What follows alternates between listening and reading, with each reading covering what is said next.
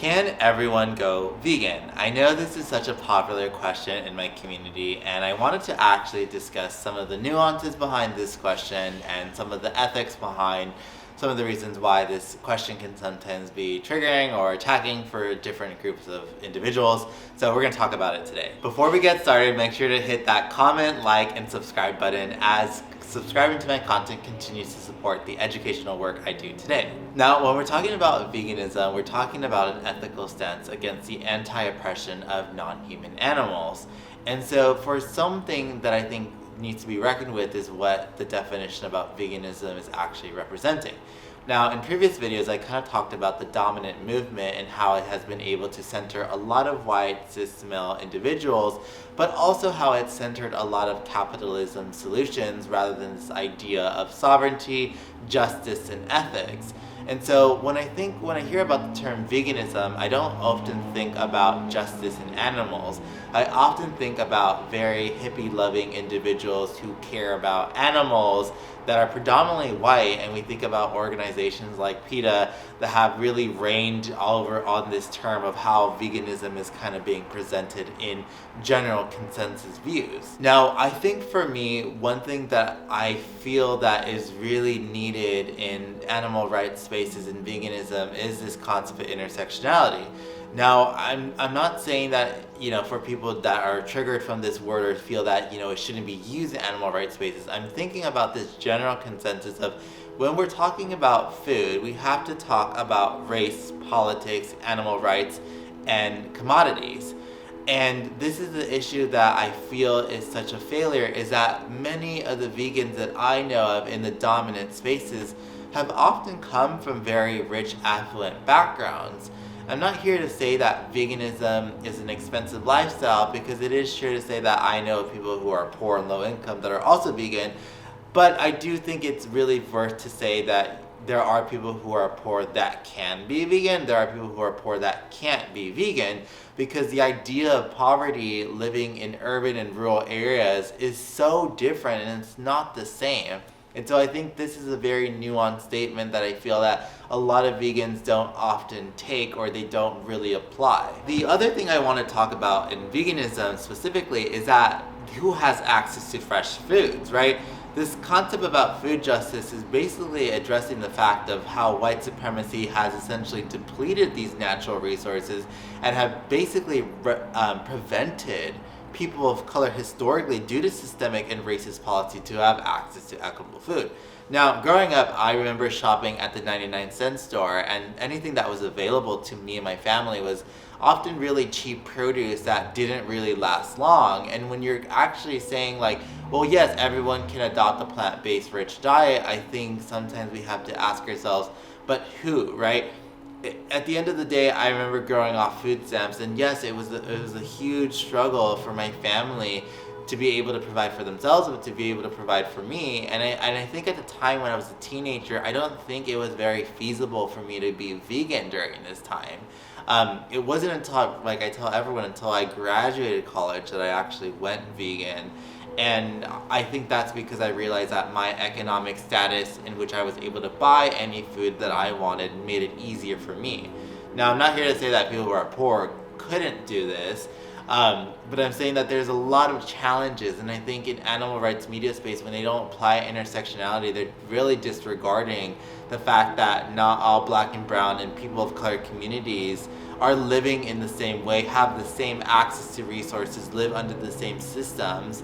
And I think that we tend to gravitate over examples of certain individuals who are vegan. We're saying, well, look, this is a prime example of someone doing it, that means that you can do it. And I think that's a very colonial way of thinking of this binary set of, if I'm able to do it, you can. And I feel like I've seen this too in academia, where a lot of professors really disregarded low-income students' experiences to be able to excel in courses, because they had to take multiple classes, multiple work jobs, and it's this idea of like, well, if I'm able to work hard, you can do it. And to me, that's a bit classist, elitist, and racist, and also ableist in different ways. Now, the argument about, well, what about indigenous communities being vegan? I feel that often at times in vegan spaces, we always want to go back to indigenous communities, indigenous sovereignty, and the truth is that I'm really tired of having to explain myself that when I talk about veganism, I'm not talking about indigenous communities, not talking about those who are already living in a system where it's been disinvested for them to have access. I'm talking about people who have the economic wealth status that are usually in my income bracket, in my age range, that can critically ask themselves these types of questions. Now, I don't think at the end of the day everyone can go vegan. I've always said this in my work, is that I don't think everyone can be vegan, but I do think that I have the agency and the education and privilege to educate people that are in the same status as me to be able to make some conscious decisions. And I'm not saying that poor people are not making those conscious decisions. I'm saying that we need to really tread and really navigate those conversations with grace, because often at times if you see these lot of conversations or YouTube videos where people go on campus or they're asking questions about can you go vegan, a lot of the times I need to ask myself, they're rarely interviewing Black and brown people, and then they're not going to these communities where we've really been disinvested. So for me, if you're not going to talk about food justice or food apartheid or dietary racism, whatever term that you feel comfortable with, then to me, you're not really willing to have this conversation of can everyone go vegan. That is, to me, a barrier in entry in which we're getting people to actually be able to have these conversations. And I often just cannot stop thinking the amount of dominant class vegans, specifically white vegans, who enter these communities of color often with interrogation and tactics to disempower them, when the truth is that we've already been disinvested so much from systemic racist policies that who are you to go to these communities and try to educate us on veganism? If you really want to educate us about veganism, let's talk about racism in food, because that's been really used as a tool of oppression for many of our communities. But no one wants to talk about race because, oh, well, that's not connected to veganism, that's not connected to the animals. And as much as people try to push back on this idea of, oh, why do they have to bring racism into this? Like, it's not about it, it's about speciesism. It's like, the roots of speciesism is still failing to account and to address the role of white supremacy. Because at the end of the day, the idea of making animals into commodities does not necessarily come from this worldview. Yes, there has been a consumption, but the truth is that there hasn't been this way in which we're rapidly depleting animals due to capitalistic inventions, right? We think about industrial agriculture.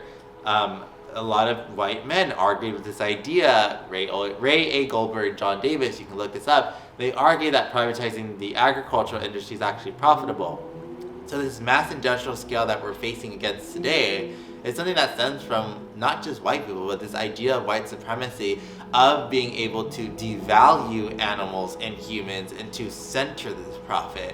That to me is something that I feel like there's some people who still struggle with understanding what that means, and I don't think I really have the agency or the grace anymore to continue educating when I've done several posts, videos, written works on it. My upcoming book talks about it, and so I don't really know where those conversations are headed and if they are actually sustainable. So when we're accounting to this idea of veganism in the global north, and specifically in the West, I think there's really these arguments of we're relying on vegan capitalism to sustain our vegan lifestyle. And the truth is, I've had to really question this idea of more vegan products does not necessarily equate to more vegans. It makes veganism more appealable and accessible through this industrial market lens, but it doesn't necessarily focus, again, on the roots and the ethics and the justice-oriented values that it holds.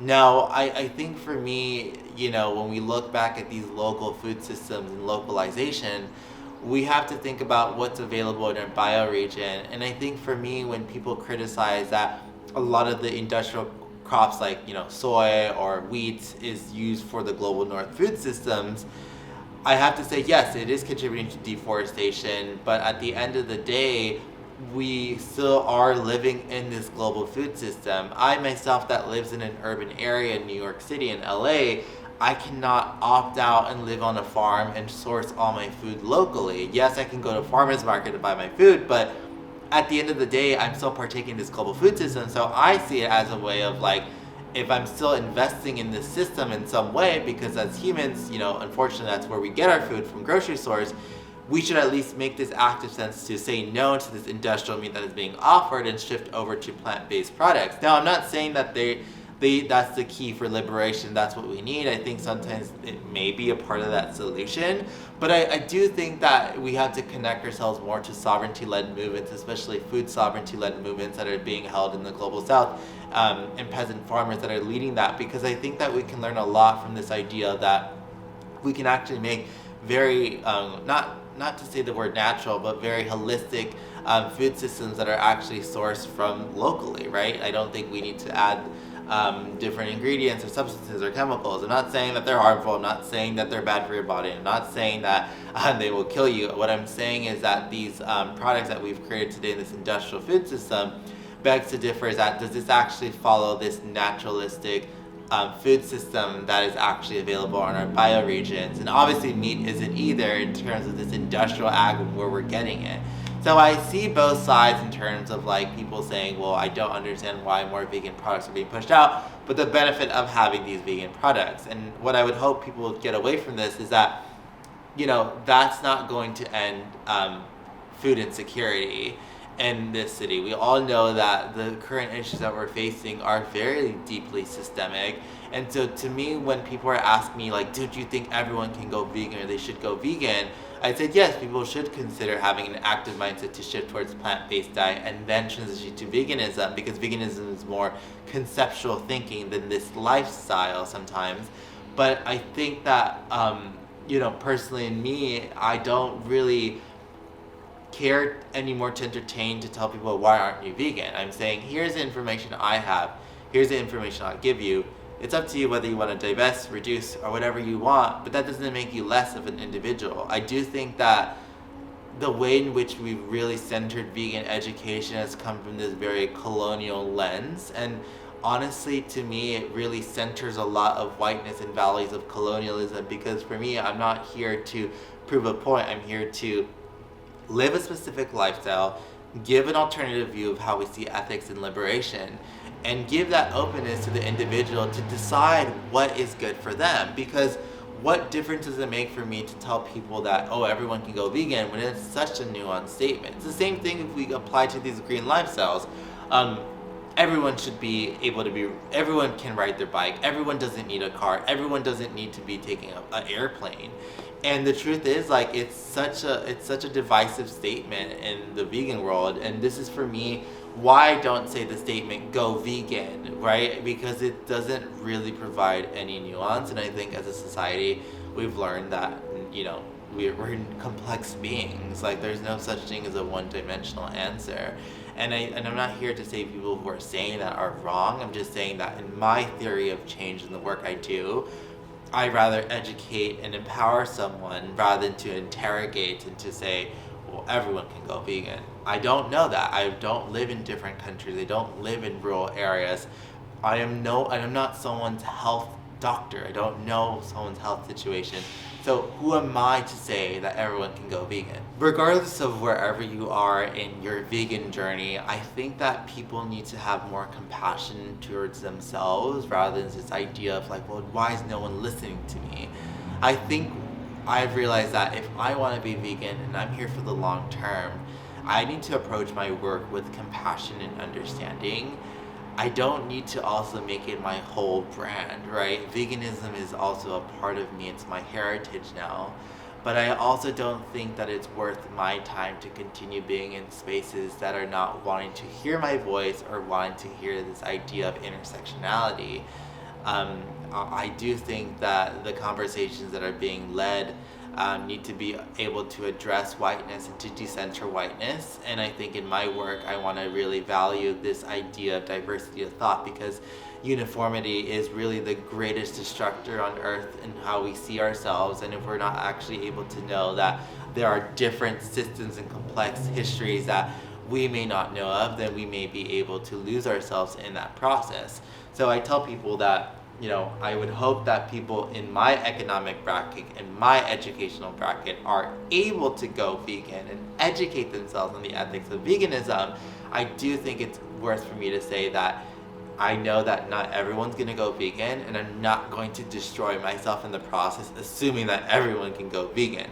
I think people can do what they can, take the steps that they need to go vegan or plant-based, and to really create a small world in their heads and in their communities to make that change. Because at the end of the day, I'd rather have people that are actually going vegan through a compassionate and inspirational lens than an individual who's just going to constantly shame and throw out binary statements and to say that they're right.